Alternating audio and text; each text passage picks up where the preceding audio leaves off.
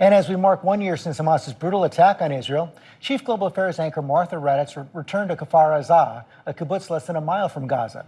She first visited just a week after October 7th. The moment you enter this ravaged kibbutz, your heart sinks once again. The images are stark,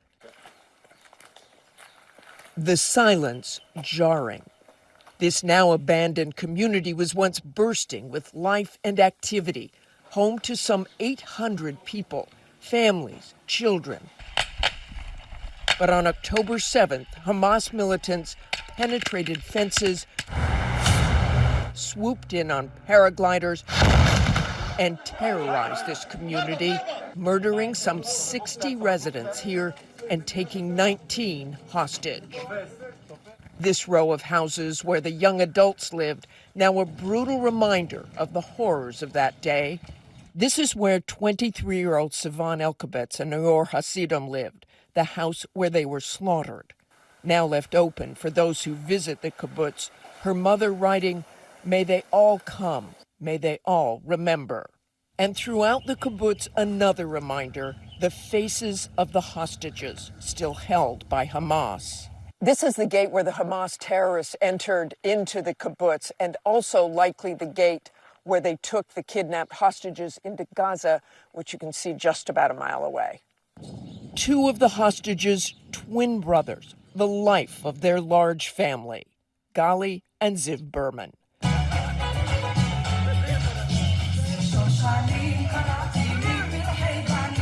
Today, their older brother, Liron, visits the kibbutz often to feel their presence. This is Ziv's room. Ziv's home? Ziv's one of my brothers. And on the other end, this is Gali's room. Gali kidnapped with a neighbor, Emily Demori, after he ran to help her when the terrorists stormed the kibbutz. And Ziv?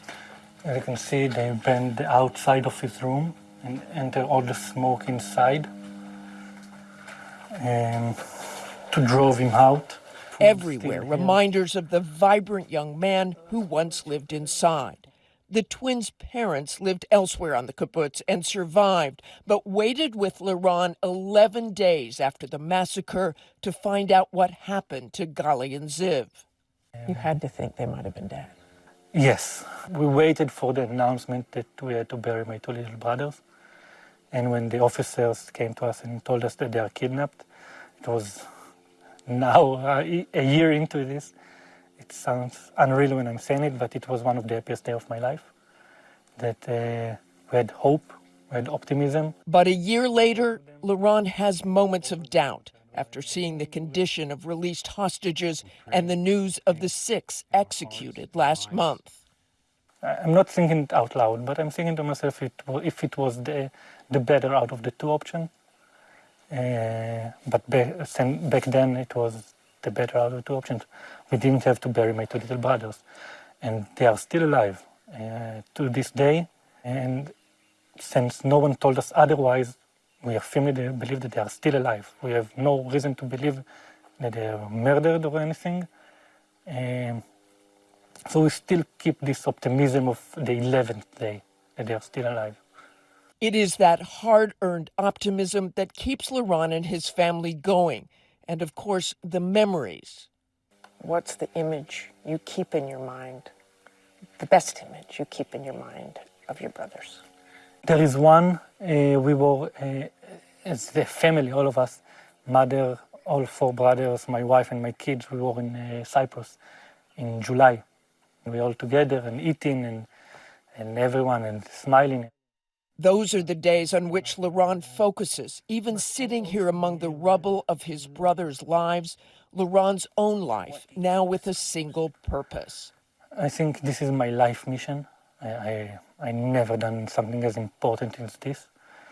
It is a roller coaster of emotion. We don't have good days, we have okay days.